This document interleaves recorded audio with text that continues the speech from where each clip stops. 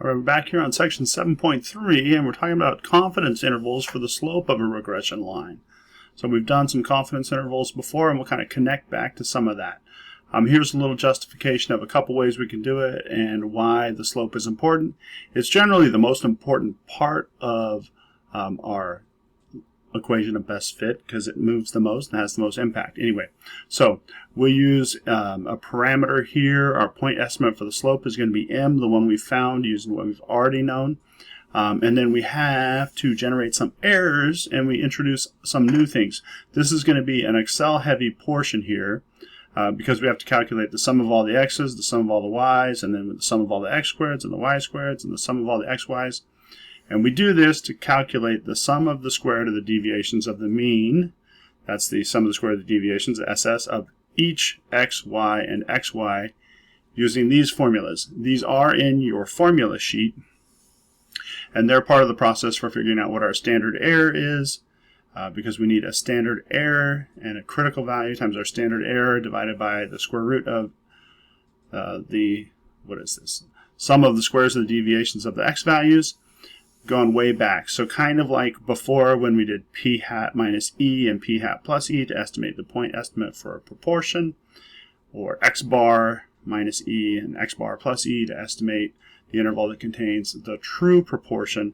We're interested here in what interval are we whatever percent confident that y is changing at a rate of between this and this per x. So just kind of, we're going to find an interval at which the slope is changing, y changes in response to x. There. So that's sort of what we're doing, the nuts and bolts of it. The formulas are here. And again, I just want to bring this up, maybe zoom in a little bit.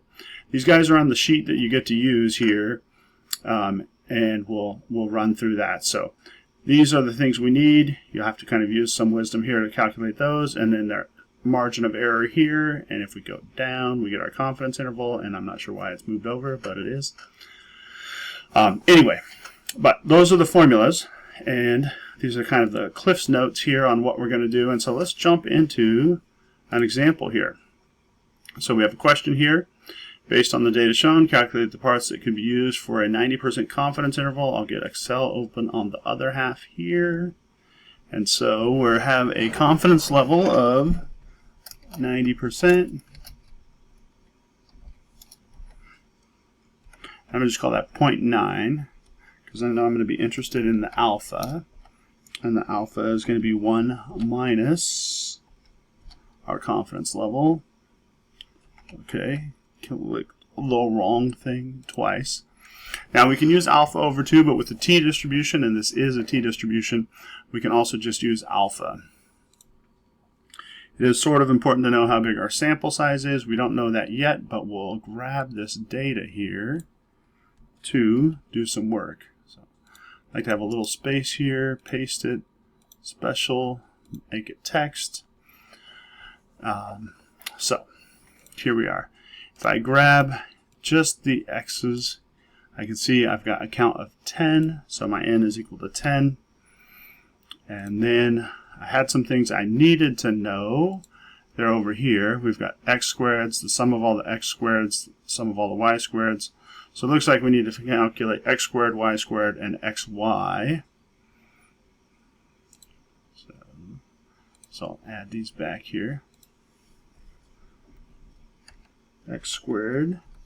And we've done this before. So, not entirely new.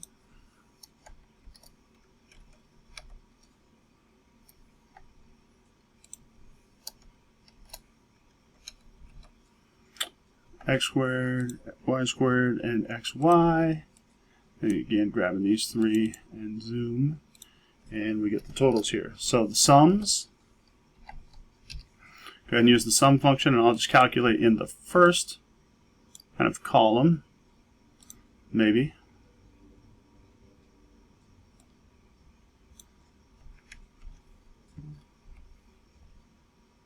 And then drag it over this way. So those formulas, that might be a useful thing to get up on this side. I think I'll try to put it here and see if it'll work to figure out SSX, and then SSY, and SSXY. Then eventually I want my standard error, and we'll keep going. So for the SSX, I want the sum of all the x squareds. So that's this one right here, minus the sum of all the x's squared over n.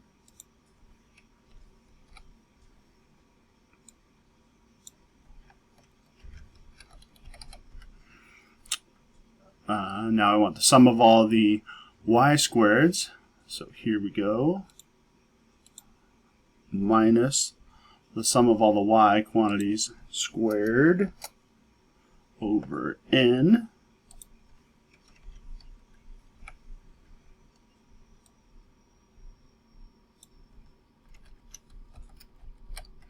Now the SS sub xy, we want the sum of all the xy's, that's right here, minus the sum of the x's times the sum of the y's, and then divided by n.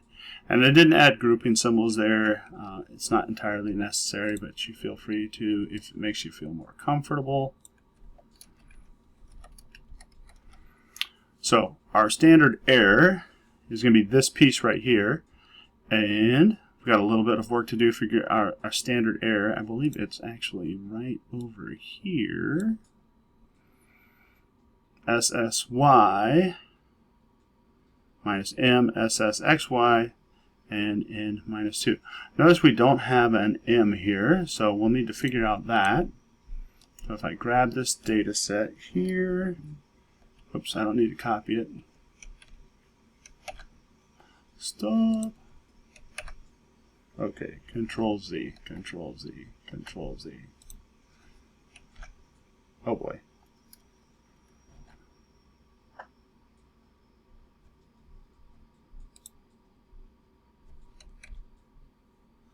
Phew. Disaster averted. Crisis averted? My bad. Insert. Chart. Boom. I need to get a little space here. Drag this guy over, maybe. Goodness gracious.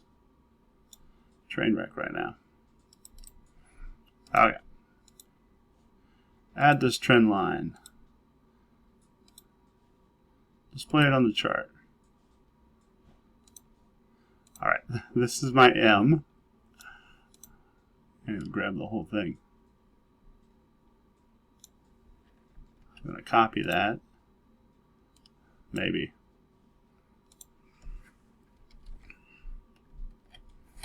Okay, so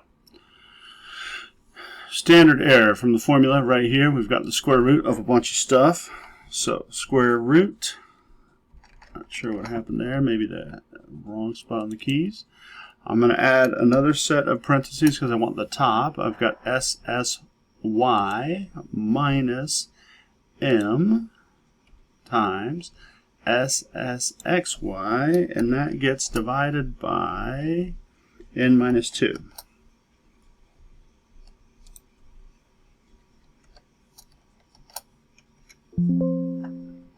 Oh, I forgot a set of parentheses. Yes, add those for me.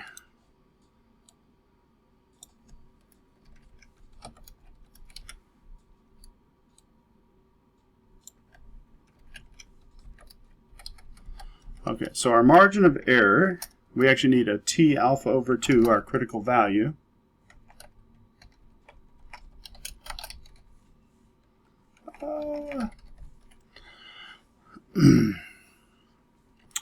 It's a T-dist two-tail, excuse me, a T-inverse two-tail, and we've got our alpha and then our degrees of freedom, which is actually N minus 2. Then we can use this here to find our E, our margin of error. Again, going back. T-inverse two-tail and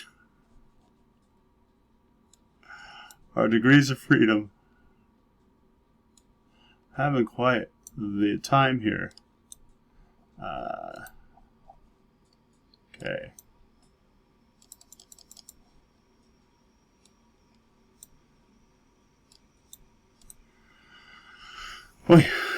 Okay.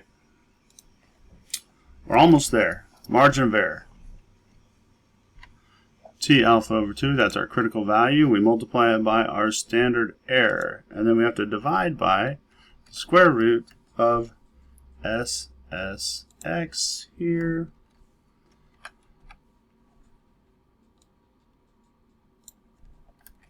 As you can see, a bit of a journey. Now, our interval will have a lower limit of m minus e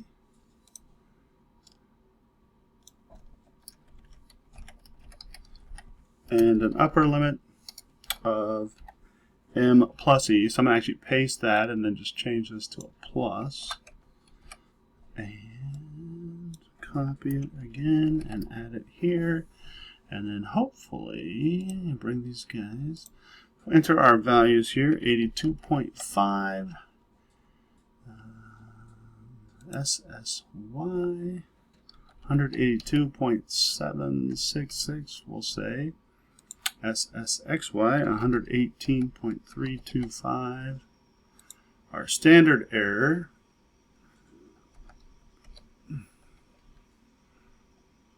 our T alpha over 2.